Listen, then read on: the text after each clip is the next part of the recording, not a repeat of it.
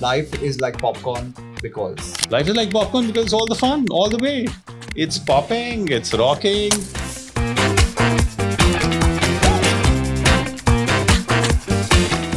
what was it like in the early days of setting up Wimpy's and bringing fast food to India? I was building a frozen food factory for them.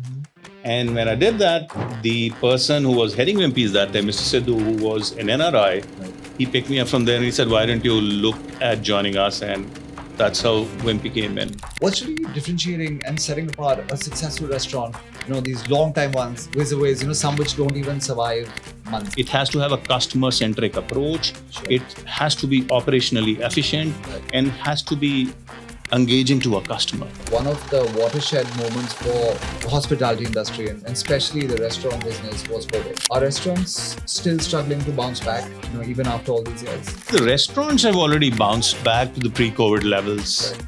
But what's become tougher is the manpower. One restaurant mistake that founders make too often. Passion for what they love, they want to sell it, they want to feed that, they want to stuff it down, and it doesn't sell. You should sell what is saleable and not what you love selling.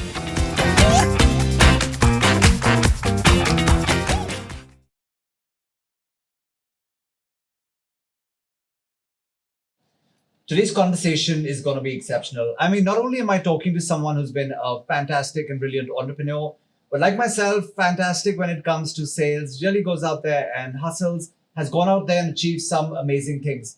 Started a career at Oberoi Hotels, went and became a part of the team for Wimpy's in India, took Wimpy's to India and so many other countries, went to the US, came back, dominated the kitchen equipment business, went on to Shark Tank with his company called Popcorn & Co. Called the Popcorn Man of India. I call him the Popcorn King of India. This is a podcast that's going to be about sales, entrepreneurship, hustle, and everything else that the world needs more of today. Vikas Suri, welcome to Let's Chat with GB. Thank you very much, Gaurav. It's an honor to be here with you. And of course, we've known each other like a long, long time and have been seeing, the hustle and the enthusiasm, the motivation. It's never, ever gone down. I think probably known you over 10 years now. Absolutely. And You've been an inspiration to me, actually. So kind, so kind. So let's go back, to the early days. You started out at, the Oberoi. And what was it like first in the early days? Because now we're talking about perhaps, what are we talking about, the late 80s?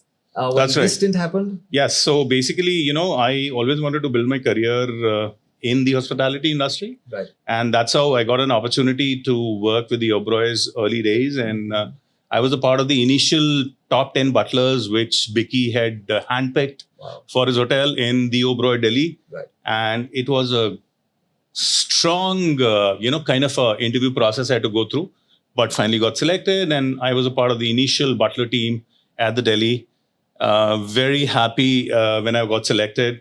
And it's been good so far. Yeah. Of course. Yeah. Like I said, you're an institution now in the space of restaurants, hospitalities, kitchens, so much more. And then you make your way to, of course, joining what at one point was the most sought after fast food establishment in the country. Okay. And for old timers, you probably remember this in N Block Connaught Place, there was Wimpy's. And that was a chain that you got associated with.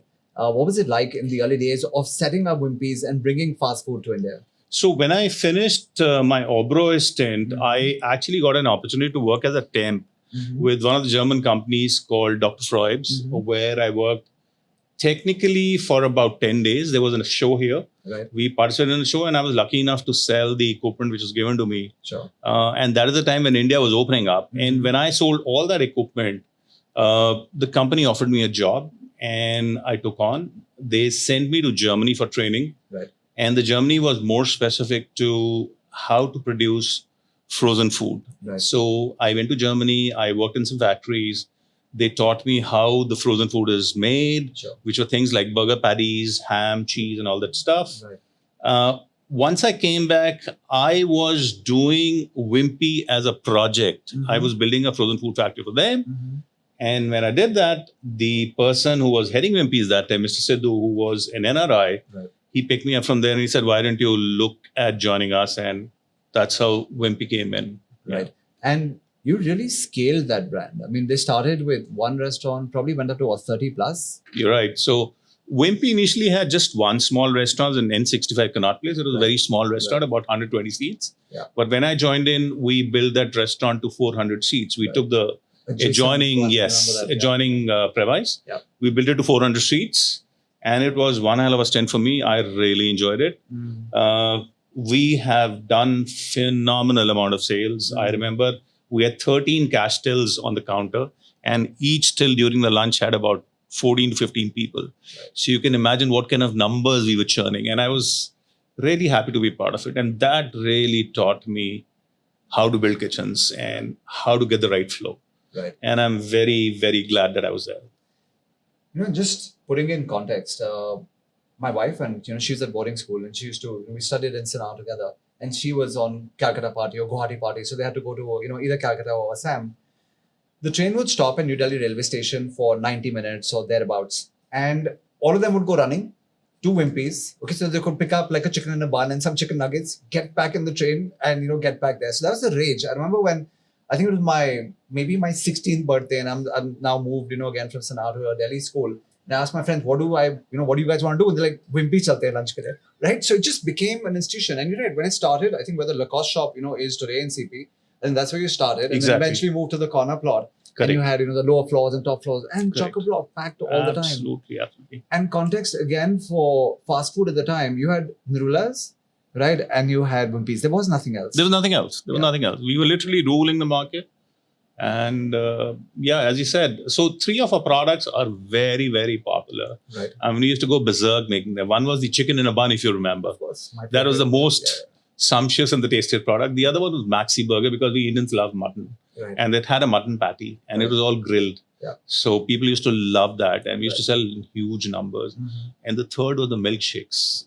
If you remember, we had the biggest machine in town that time, and we were selling over 300 plus portions a day, Nice. which was fabulous, which was really good, actually. And how did Nirulas respond to this? Because Nirulas used to be the old timer, like when we were like really small, we used to go to Nirulas and eat that, their burger, which was very sad in comparison. So you're putting me on spot, but I'm happy to share that.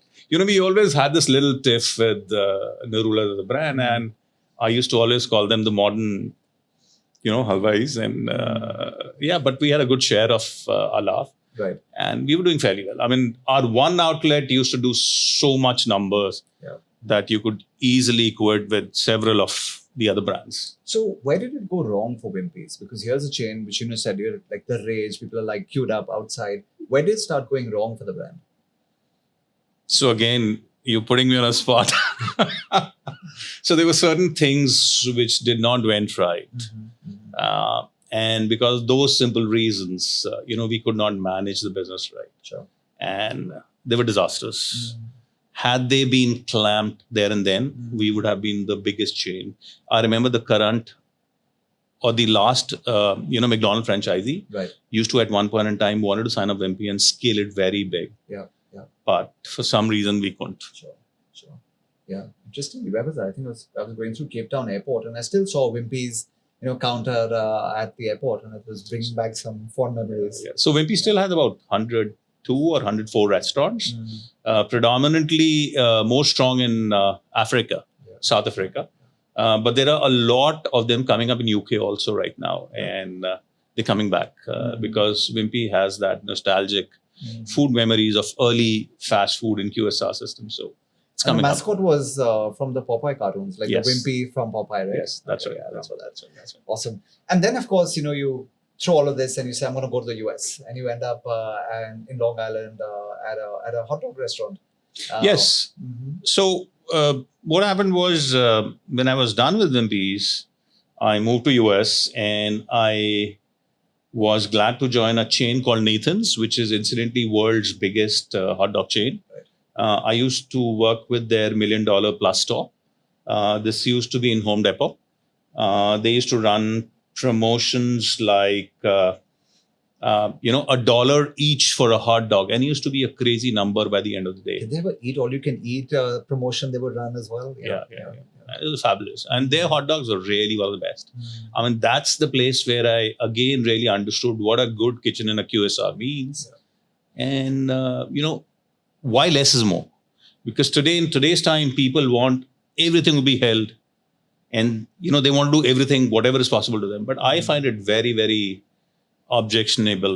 I think more opportunities are more obstacles to people. Yeah. So I don't think so. You should be looking at it. You should be focusing on a limited few. Yeah. And that's what they should. It's interesting. And I think, another thing that always gets me whenever I'm in the US is just the size of a US portion.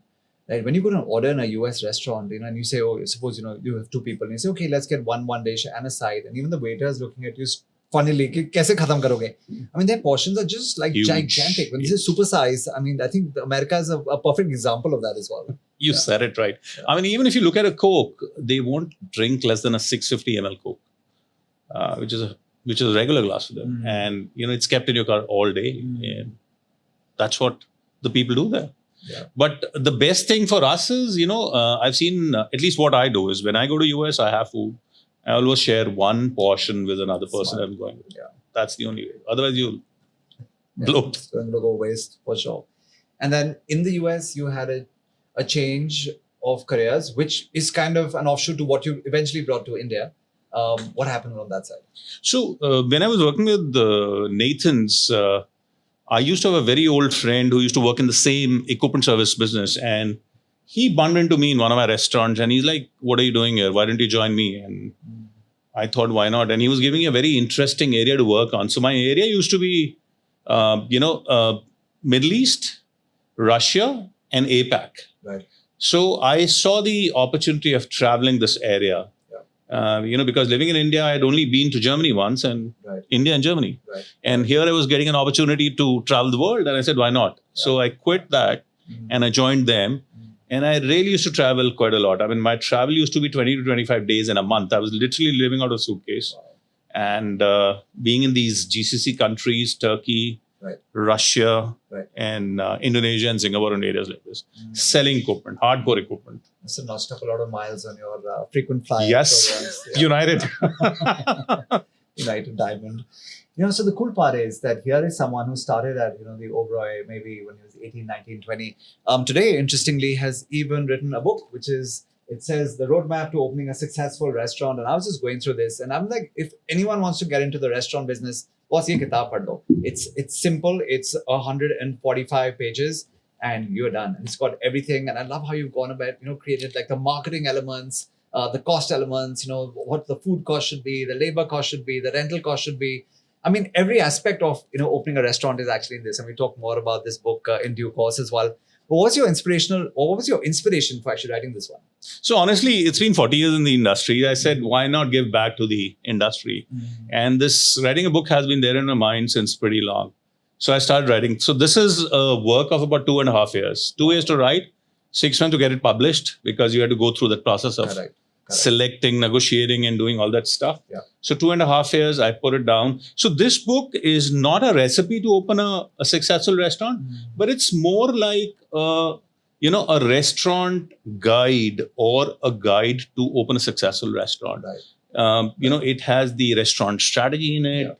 Yeah. It's more like a hospitality innovation handbook. Right. And it's more like how do you, position yourself a food business in the whole market. So it has a total framework in it. Yeah. So that is what it is. It's very well accepted. And I think even if someone already owns a restaurant and they're kind of, struggling, I think this just becomes a great tool for them to actually go through and just, again, flip through and see what is going right, what is going wrong.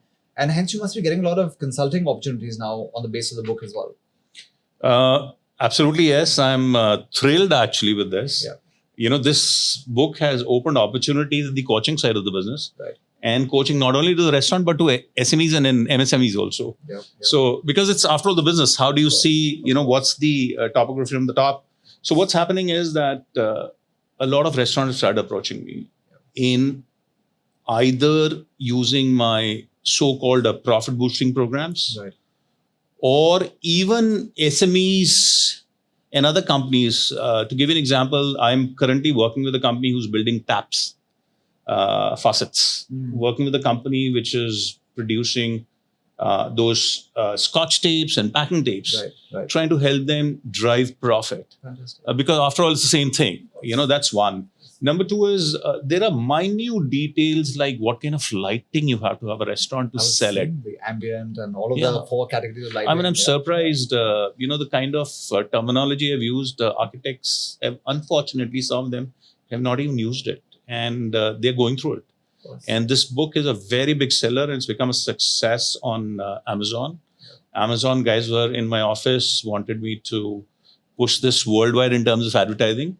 And they've shown me dots where the books have been picked up in South America, Insane. parts of Europe and Southeast Asia, and a lot in India also. Brilliant. So it's given me a high. Yeah. I'm looking at probably doing second, third, and fourth. I don't know, but it's there in my mind. Let's see. I love that.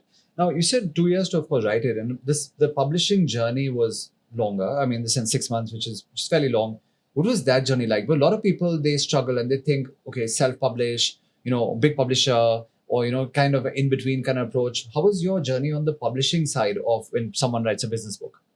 So, Gaurav, honestly speaking, पहले तो आती नहीं थी किताब लिखनी कैसी है. पहले मैंने लिख डाली, and when I reached the publishing houses, they said, नहीं, ये तो बिकने वाली नहीं है. So you got to write something better. And then I went back to the board and I started writing and, put the right framework, put more so-called a flowery language. Sure. And I built it. And when I went to the market to publish it, I had spoken to a couple of publishers. But the thing is that since I'm not from the industry, I did not know what to do and where to look for and what target audience to write for. Then I ended up reaching, I think I got hooked to somebody from Calcutta who published my book finally. I think it's Blue Rose. And they really helped me through. And they've put on a good framework and doing well. I would agree. Yeah. Because, one of the things I hear like from people who have phenomenal ideas, great experience, and they won't put it down. And they don't have the wherewithal to do what some of the larger publishers are asking them to do, which is also, in terms of buyback or, in terms of, invest in the project together. Matlab, they're struggling on that side. So eventually they, of course, go self-publish, or they put it on the Kindle and, the Amazon self-publishing routes, etc. But it's not easy. But I'm glad to see it is not out. easy. Yes, it is not easy. I mean, it's a great experience. Yeah. But thanks to my skills, I could negotiate them. So we did it. Love that. We've spoken briefly about restaurants and the state of restaurants in India. I think, of course, one of the watershed moments for the hospitality industry and especially the restaurant business was COVID. Are restaurants still struggling to bounce back, even after all these years? See, the restaurants have already bounced back to the pre-COVID levels. Right. But what's become tougher is the manpower. What's happened is a lot of manpower have already gone back to their villages. So that manpower availability is still a struggle. That's the biggest challenge. Then we have a lot of strict compliances coming in from the government, which is a little tough to manage right now. So these are the two things which are still there in the industry, but otherwise the industry is doing phenomenally good. People are queuing up, but there have been a long wait times. I'm sure you would experience it. And the restaurant doing good. And of course, with the recent, the West Asia conflict, the prices have shot up. So you don't know what to do. Gas is one such experience. So true. Yeah. Because commercial LPG, I mean, it's gone up how much percentage now? From the time, let's say, if you look at 28th of Feb, when the conflict broke out till today, now we're almost 3 months in. How much have commercial LPG actually gone up by in percentage terms? So I think the official rate is just about $200-300, but the challenge is it's not available. It's all gone to the market, which is black, and you got to pay phenomenally high. And people have switched to, more like electric, cooking methods like induction and all that stuff. But to tell you very honestly, you don't get the right, aroma in the food with all that cooking happening. There's still a lot amiss there. So it's best to go with the conventional. That's what it is. Right. Now, imports, at least for your popcorn business, because that is another company. We'll talk about that in a short while. But obviously, even as an entrepreneur who was importing so much in terms of ingredients, both maybe in terms of corn and also, flavoring, etc., because of this war and the conflict and the rupee actually now making its way gradually towards 100, what's the impact been on you personally? Massive. Honestly, it's a massive, massive impact. This really hurting businesses quite a lot. To tell you very honestly, I'll start with 2-3 things. One, as you said, the dollar has reached 100. literally. Number two is the fuel costs have gone up. The jet fuel prices have gone up. Uncertainties have gone up so high, I can't tell you. The shipping lines have started using GRI. If you know what GRI is, general rate increase. They would put in whatever they want, whenever they want, whatever amount they want. I'll give you two examples. My air shipment, which normally takes a day to 3 day max to come in from US, has this time taken me a month. Crazy. My sea shipment, which started on 18th of January, has landed in yesterday. It's been almost 5 months now. So you can imagine, when I picked up my air shipment or my sea shipment, the dollar was about 82, 83 or maybe 85. Today it's 96 plus. 15-16% higher. And, customer won't listen to me. They don't understand all these things. Yeah, kaun paise de raha hai? Here everyone's trying to, cut corners and there's renegotiating contracts and all of that. Yeah. And they see that dollar value in the newspaper, but they don't know iske upar bhi charges hai. There is a interbank rate, there is a transaction charge, and then the duty when they charge, it's levied on the day the shipment lands. So the dollar value is actually that day, not the day you picked up. Yeah. What is differentiating successful restaurants and restaurateurs from those that struggle? Because you see some of those old timers who are still there. Like this morning I was at a BNI meeting and someone's give was Ashish Ahuja at Pebble Street. I'm like, Pebble Street? I said, you told 30 saal purana hai, right? And the other day my son's saying, oh, I'm going to have a beer. And I said, where are you going? He said, Pebble Street. I said, Pebble Street? Like that's where I used to go for a beer. So you've got those kind of places. And then you've got others where the churn is just like super fast. And every like in Connaught Place, you would go to a particular area and you see last month to kuch aur tha, ab kuch aur hai. Exactly. So there's like restaurants are really changing. What's really differentiating and setting apart a successful restaurant? These long time ones, vis-a-vis, some which don't even survive months. See, some of these restaurants are nostalgic. I mean, Daryaganj, Embassy, Pebble Street. People love going there. I love going there back and back, and I love the food there and everything. Right. But the restaurants nowadays have to look into, what I say is at a successful restaurant has to be differentiated by giving what do you call a differentiated experience. It has to have a customer-centric approach. Sure. It has to be operationally efficient, and it has to be engaging to a customer. And it should have a memorable experience. These are the kind of restaurants which are doing well. Restaurants which are planned nowadays are planned per se, the budgets which are available to them, or the equipment they are loving, and then they buy it, they position it. So I'm sure you know it. You should be selling product which is saleable, not what you're passionate about. So true. Because what's happening is, I get a lot of such people, he's like, these guys have quit their careers, they're chartered accountants, they've quit their careers. They said, even a doctor, sir, मैं ना एक waffle की दुकान खोल रहा हूँ, crepe की दुकान खोल रहा हूँ. Now we must understand, this is not, something we will love to eat every time. Once in a while, it's fine. We need to set something like chaat, papadi, pakodi, Indian food, popular food, people we like. These are the things which we sell and can do really well. And that should we be doing. Yeah, and you mentioned Daryaganj, and of course, Amit Bagga's been on the podcast. Raghav Jaggi is an old friend. In fact, both of them are old friends. And you're right. It's just that I think there was a very conscious choice in terms of even scaling down the number of dishes, just like you mentioned in the US example as well. Also telling the story. I think Daryaganj tells a great story. Absolutely. And I think I was reading in your book where even scent plays such an important, role, where even you walk into a restaurant and the aromas, and Daryaganj has that smell that is kind of, and he talks about the fact that he worked really hard on that scent. So you're walking by, you're kind of, okay, let me just pop in and I'll give you two more examples. Sure. One is popcorns. Yeah. I have seen, when I started my popcorn career, I used to sell it at PVR, my first place, where I actually sold my first popcorn machine and my ingredients. I had seen people literally begging कि ऊपर जाने तो सिर्फ एक popcorn ही तो लाना है और तो कुछ नहीं, because those times, if you remember, they will not let an outsider get into a cinema. So I've seen people begging because the aroma was coming out and they were getting pulled. That's number one. Number two, you didn't know, I worked very briefly with Starbucks in the US also. Really? There is an SOP. What it says is that morning when you come in the store, the crew has to grind coffee, put it in a cloth, put it in a container, and wear it with hot water. So what it does is it throws that coffee aroma all across the store. So people, when they're actually passing by, they get pulled with the coffee aroma, and that's how you sell. So this is what exactly we got to do. And interesting you mentioned Starbucks, because I think in your TEDx talk, you even spoke about the fact that how when Howard Schultz, went to Italy and, he saw the barista. And interestingly, I've been to Seattle. So I've been to the first Starbucks at Pike Place.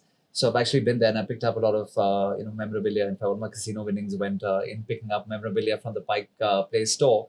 But even that required a pivot because he brought something from Exactly, Italy, he replicated. and it didn't work. Right? It didn't work. Yeah. So I think even Starbucks, realized, and they've been, continuous, pivots and all that have been happening. How about in the India space now? Now here, of course, originally you had, the Costas did well, the Cafe Coffee Days did great. Now you got Blue Tokai coming in. What is Blue Tokai's secret sauce? Like, what are these guys doing that are just, why are they hyperscaling, or how are they hyperscaling so fast? See, one is, of course, they got the funding. That's the biggest thing. Second thing is they've kept the product very simple and easy. It's not too tedious. Yeah. It's simple coffee served in a way which you like it. So that is what it is. I'll give you another example, what you just said earlier. In my Wimpy days, I don't know if you remember, we used to have a darban in front of our store. And when you were passing by, he would open the door for you. Sure. A lot of people used to get scared. They thought that the place was expensive. And that is the first thing I removed from there. Because that gives an experience ki yahan burger 400-500 rupees hoga, whereas we were selling burger at 100-120 bucks. Sure. We removed that and our sales went up. Yeah. So that kind of thing is very, very important. I mean, it's a retail strategy. We got to think step by step how to scale it up. You just can't just go and do dash and get going. It's not possible. You have to look at it step by step to grow it. And the only reason, as you said about Blue Tokai or Third Wave, is they've simplified things. Right. They serve it the way you like it. It's very comfortable interiors inside. And pricing is decent too. Yeah. I think they've kept it, a notch below Starbucks. And again, Third Wave's come out of nowhere and they've scaled that, hyperscaled really fast. Do you still think there's space for more players to come into this area, or now it's getting a bit crowded? It is getting a crowded space, but you never know what's your story. It's all about story, as you said. So you got to build your story around it. Agreed. And interestingly, I was talking to a friend from New York, and I spent a lot of time with him when I'm, in New York. In New York, he's in the Queens area, and in Queens now, there was a time where there was hardly any Indian restaurants. But he said now again, Queens, Manhattan, just popping up everywhere. And it's now come to a stage where people are like, there's no novelty left in Indian food, even over there. So it does get, kind of cramped and crowded as well. Yeah, absolutely. Absolutely. In the US, Indian food is so much available. It's unbelievable. Every kind of food, every menu is available. Yeah. But, that is one place I call the gastronomical city of the world. People call France, I call New York as one of the gastronomical city of the world. Yeah. Because that's one space where you can get any kind of a menu, any place in that Manhattan area. Be it Georgian, be it Korean, be it Japanese, be it Chinese, and you have all top class restaurants. Yeah. I was there recently. I mean, I have a habit of going to New York every December, literally every December. Right. The only time I didn't go was the COVID times. Yeah. And every time I go, I see new restaurants pop up. And the old one is still surviving. And the food is amazing. The service is amazing. And everything is available. You don't have to step outside Manhattan to try out a new food. Not even Queens. Agreed. Just the Manhattan area. From cold store to uptown. That's it. That's it. In Asia, have you ever witnessed cities that have a similar culture? Maybe Hong Kong pre, the China takeover. Hong Kong used to have a lot of options, as well. Or maybe Singapore or Dubai. Are you seeing any Asian cities also with a similar experience? No. So basically, I see a lot of food cuisines and menus available in Singapore and Hong Kong. But again, the majority are more Asian specific or Asian dominated or Asian centric. This is not the case in New York. You won't see much American food. You have a lot of other food also, like a European one. So definitely a melting pot, I think, of so many just cultures and things like, even from Latin America, such a big, Peruvian, Ecuadorian. So there'll be so much of that. So I was fascinated this time. First time I ended up having Georgian food. The restaurant is open new there, and I think it's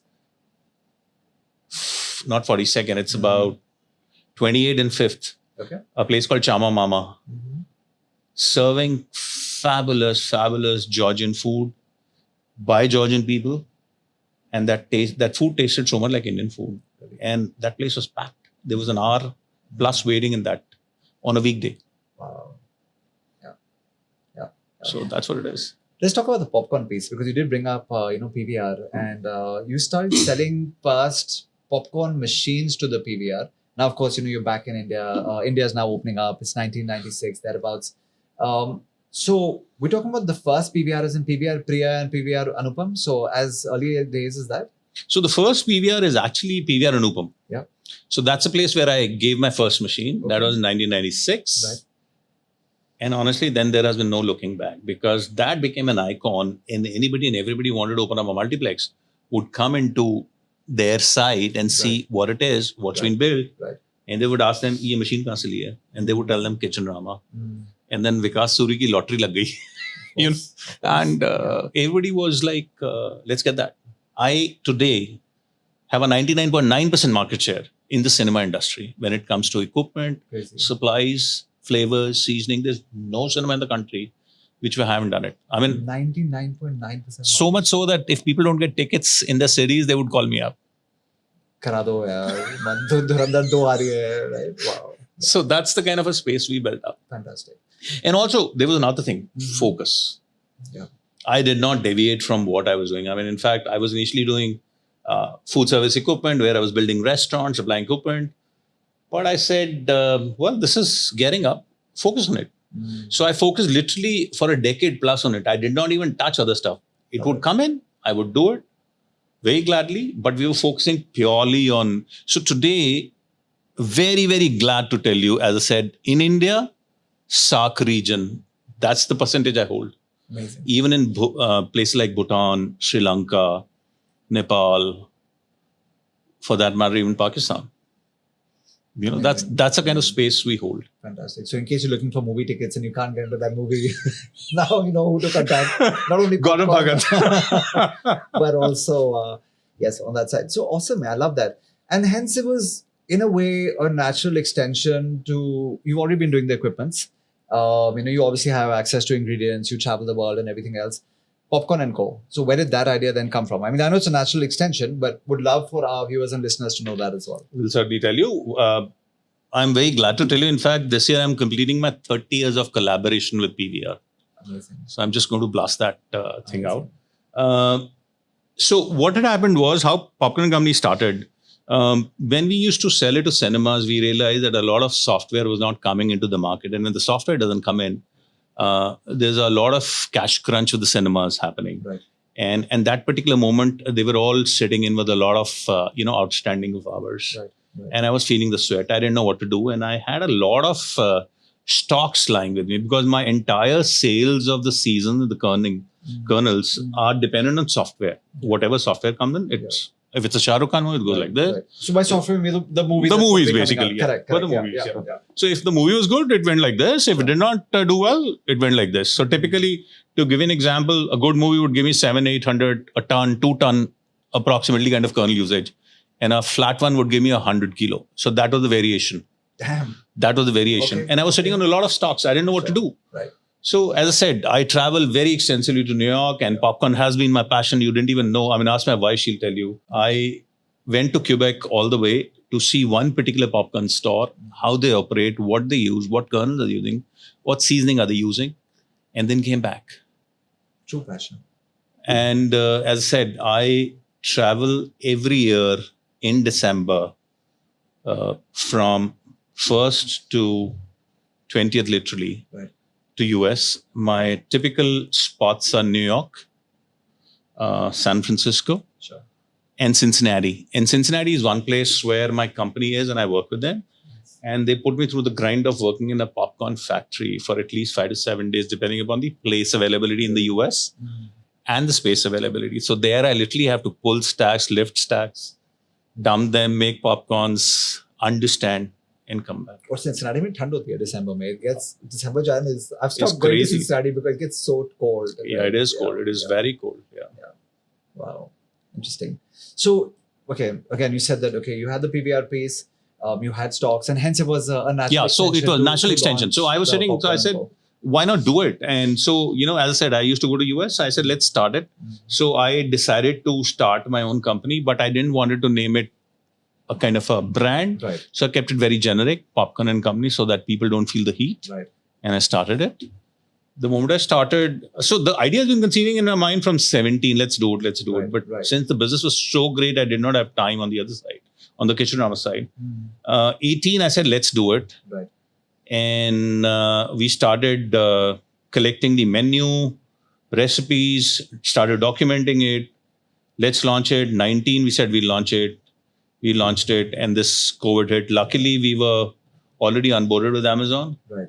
And we started getting orders. Right. We didn't know what to do. So I had to reach the SDN, get a permission, get the popcorn made, and ship it. Essential. So that was the starting, essential goods. Picture देखने के लिए popcorn तो खाना ही है. Very essential for the well-being of the people. Yeah, like it. So that's what happened, And there weren't many players. I mean, there was Chirag in 4700 BC, and there was probably yourself. So there weren't even too many players in the gourmet popcorn space. I know Chirag, but I Yeah. don't know the other one. What you name it? No, 4700 BC was Chirag's company. Oh, acha. I didn't know that. Yeah. So the reason why I know that because we were selling both your products. When it came to corporate gifting, and I've known Chirag for a while, and of course your pack, which Namita also talks about in Shark Tank, I think has an edge on that side for sure. And we'll talk about Shark Tank in a bit, but I think Chirag had an interesting journey as well, where PVR came and bought 4700 BC for 5 crores. Okay, from him. I think he probably let 70% of the stake go. And they sold it to Marico for 226 crores. You don't know the story on the other side. I'm telling you. So what had happened was, I think it was 2007. I imported a line. And I said, let's start it. As I said, we had built up. Correct. So first line was imported by me in 2007. I started it, I test fired it, and I was starting production probably tomorrow. And Chirag Vik walks into my office saying, he's looking for a popcorn machine. I said, sure. And he asked me for the equipment, and I gave him a price. I think he was a bit in a hurry. He said, okay, let's do it. Right. And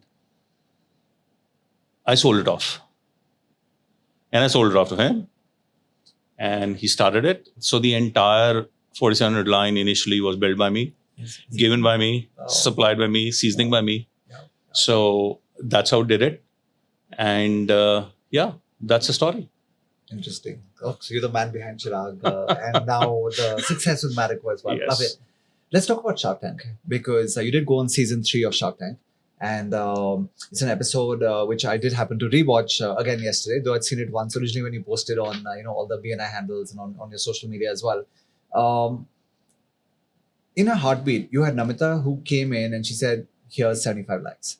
Okay, talk our viewers through what it was like to get into Shark Tank. It must have been a process, and once you were actually there, what was that experience like? So I think somebody knew me there. They called me up and I filed in and I went. It was a very, very smooth process for me.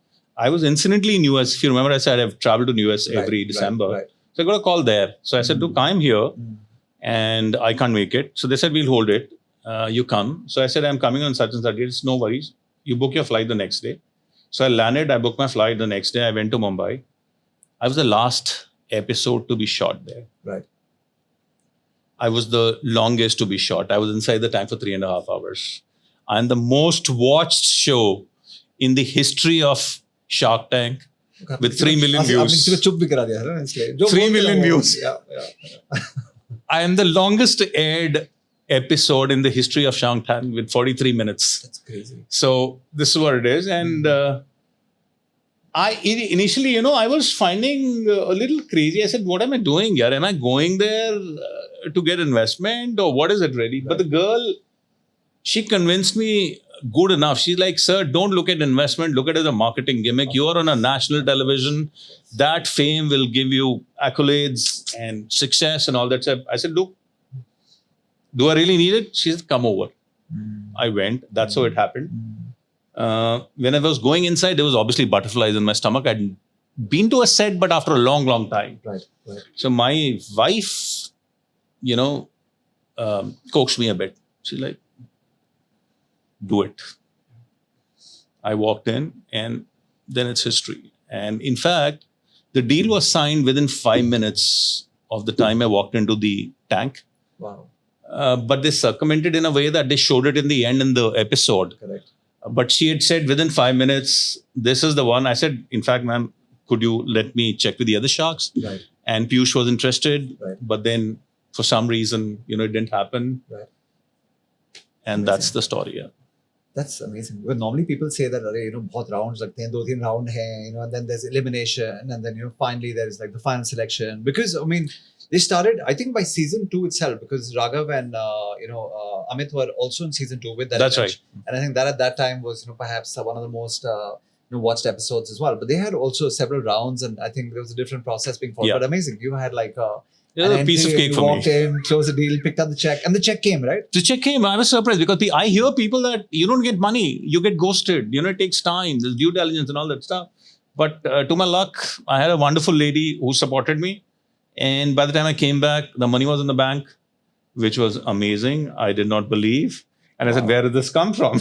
No due diligence. I did nothing. not know where is it coming from. And it's at Thapa Vision Limited. I said, wow.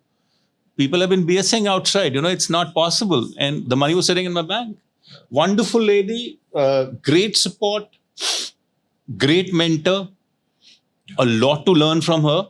I'm amazed to meet Namita. It's really an honor again. She's an inspiration. Love it. I've met her in her office, the entire family. Truly inspirational. Brilliant. I've seen this lady coming herself from Pune to Delhi, sitting with the Quick Kong guys with the diary open, making notes. How humble. Can you imagine? Brilliant.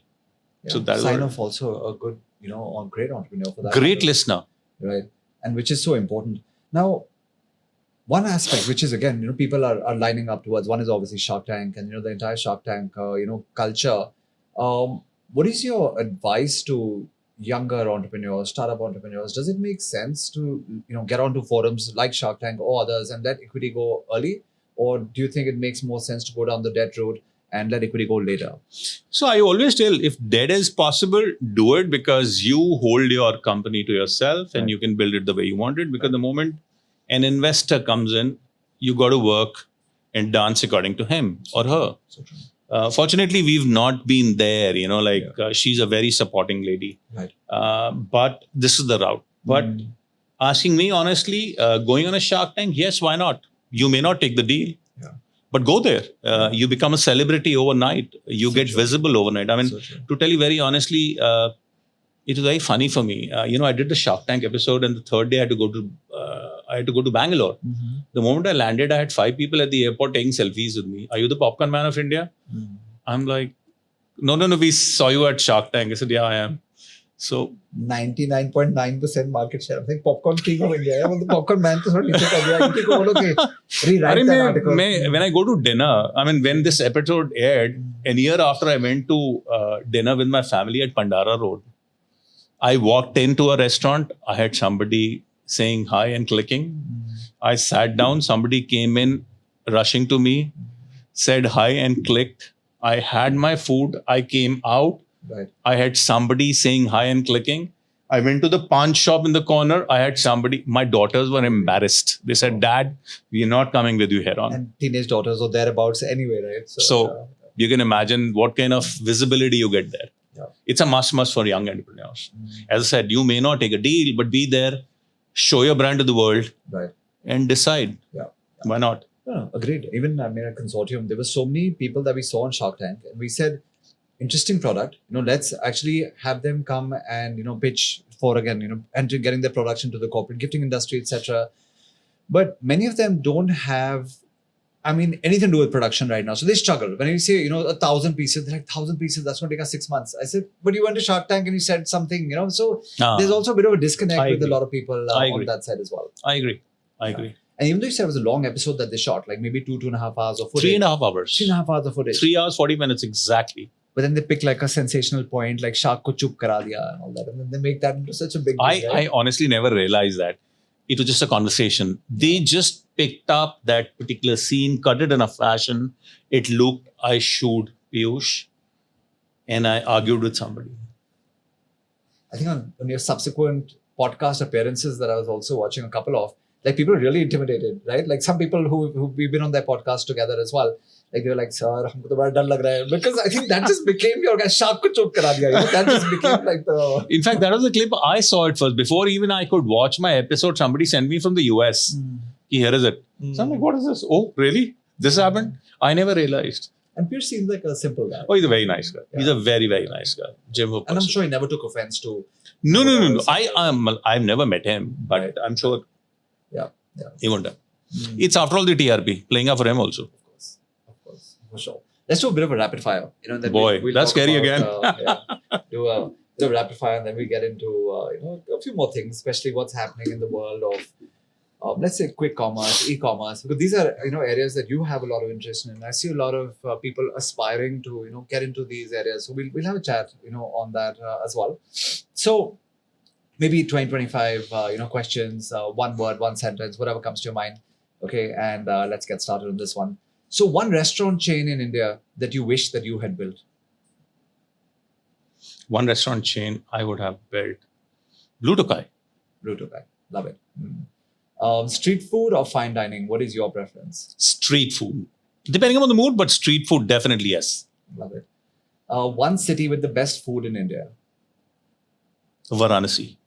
I love that, because Varanasi, Amritsar, these two always come in the top Absolutely, two. So, absolutely. I love Amritsar, but I've had too much of Amritsari food, being a Punjabi. Yeah. So Varanasi, yeah. Okay. One business book, and since you're doing so much in the space of business as well, one business book that every entrepreneur should read. E-Myth? E-Myth? Yeah. Yeah, E-Myth and E-Myth Revisited. Yeah. That's right. Correct. Yeah. Because you talk like this about this. Or right? Profit First. We talk about that a lot as well. Yes. Right? Maybe we'll take that up to us. As I said, passion for what they love. They want to sell it. They want to feed that. They want to stuff it down. Right. And it doesn't sell. You should sell what is saleable and not what you love selling. Marketing is, so then don't go with passion, go with the economics behind Exactly. it. Exactly. What is tougher? Okay. What is a tougher in terms of a customer? Is it a tough investor or a tough restaurant customer? Who's like tougher to handle? I would say a tough investor. The restaurant customer is always manageable, can always be, mellowed down. Right. Not a problem. It's a matter of understanding. But investors are sometimes really strong and strong-headed. Yeah. Agreed. One popcorn flavor combination people think is crazy, but actually works.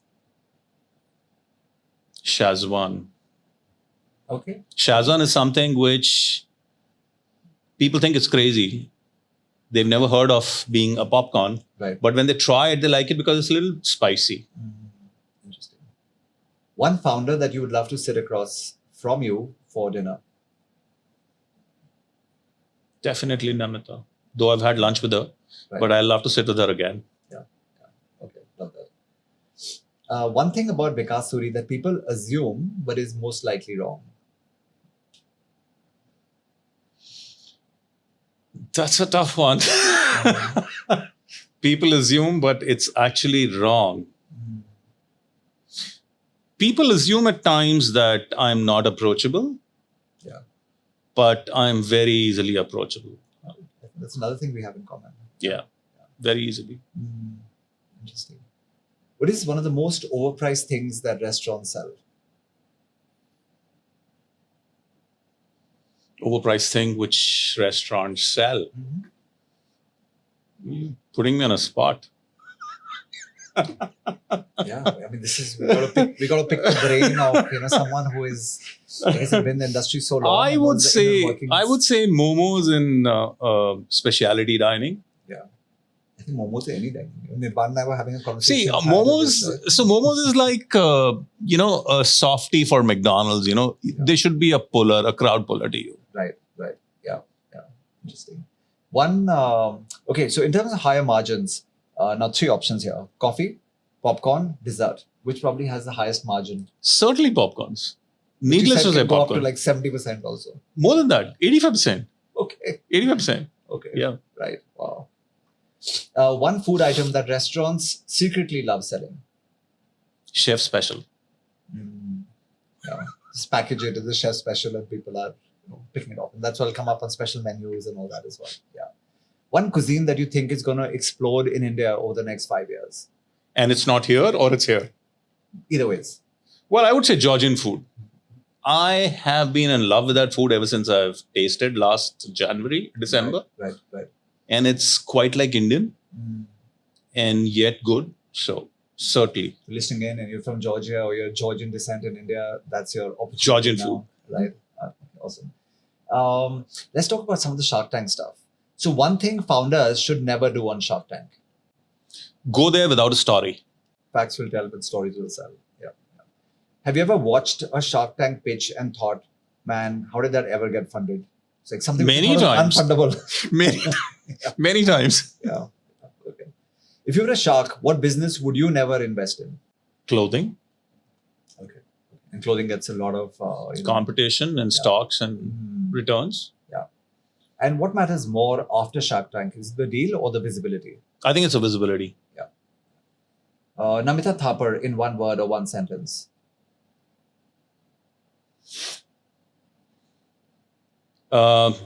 Intelligent and a great mentor and a lot to learn from. Love that. One thing viewers don't see on Shark Tank. Their numbers, I think. They don't speak about their numbers at all. And numbers sell along with the story. Yeah. Numbers are very important. Right. And modeling or Shark Tank, where were you more nervous? More nervous? Modeling. Yeah. All right. Few more as we come to our wrap up stage on this one as well. One dish that you can never say no to. Butter chicken. Okay, like that. One thing your daughters tease you about. Well, as I said, about my visibility. Okay. So my popularity. I mean, that's a good thing. Most people would kill for that, and you have it. So why not? One thing that your wife Manisha tells you repeatedly, but you still don't listen to. She tells me a lot of things, and I don't listen to a lot of them. She's going to kill me, but yes. Okay, Manisha, something to take up with Vikas next time. Okay, and if I ask you to finish 3 lines, okay. So the first one is finish this. The kitchen taught me dash. The kitchen taught me to take it easy in life. I like it. Yeah. Okay.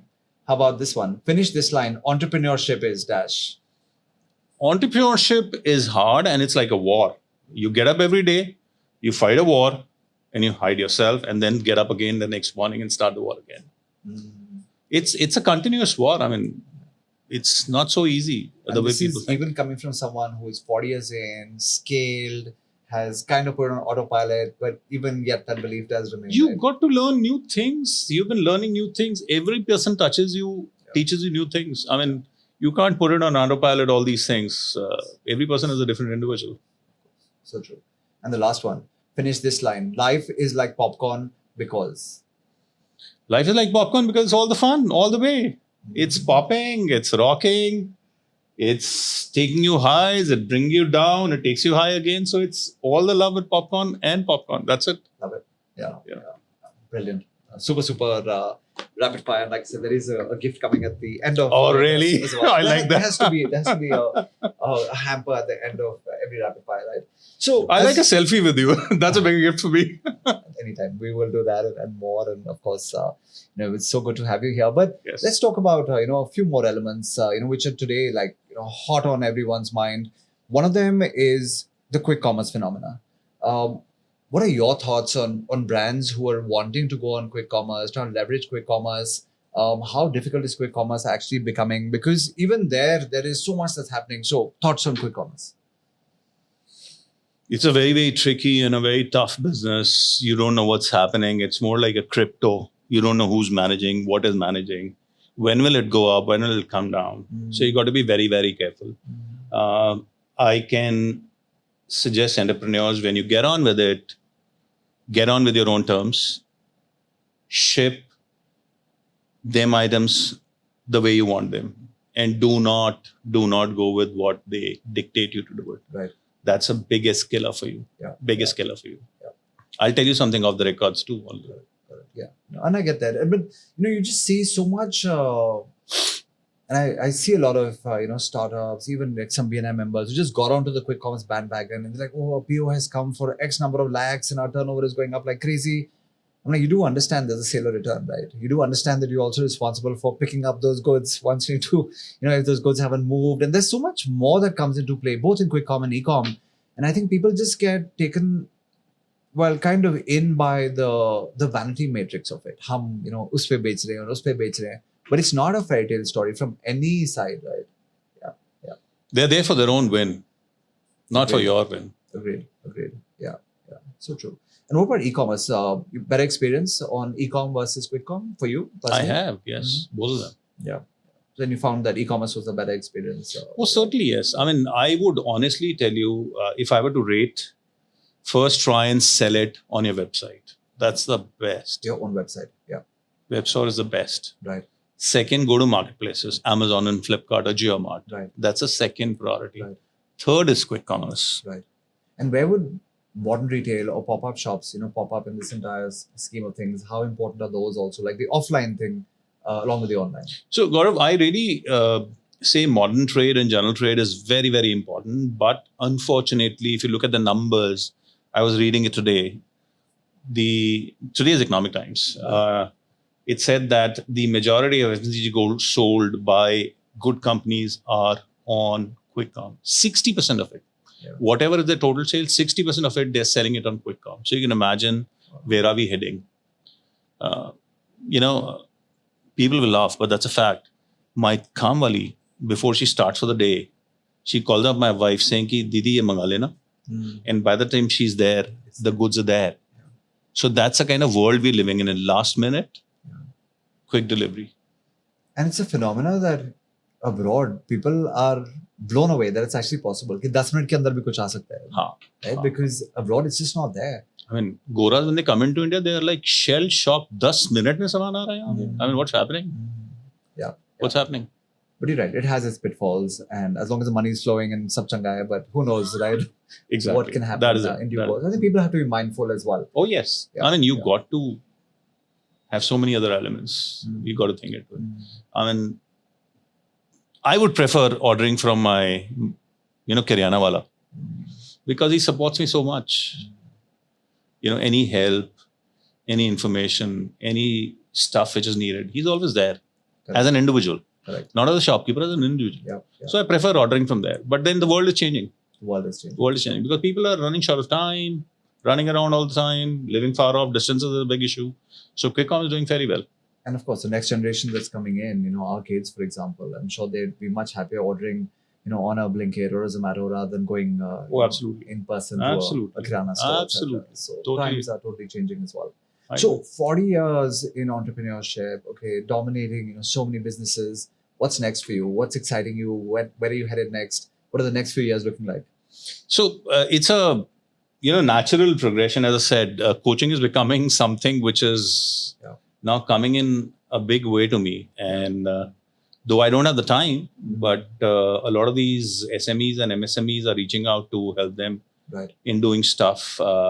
I've been approached by a few networks to do some sessions on particular areas like negotiations, sales, and all that stuff. Yeah.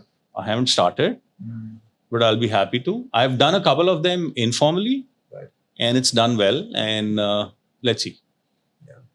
Going to take education from you on this.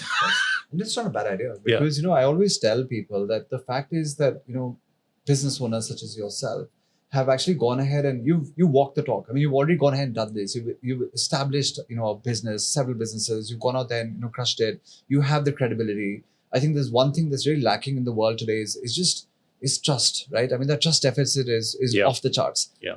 Kids today or even others, are trusting so much of what they see on Instagram and YouTube Shorts, etc. And there's a lot of mis-selling that happens there. Those stories are, they just have like nice watches, nice cars, which could be on rent as well.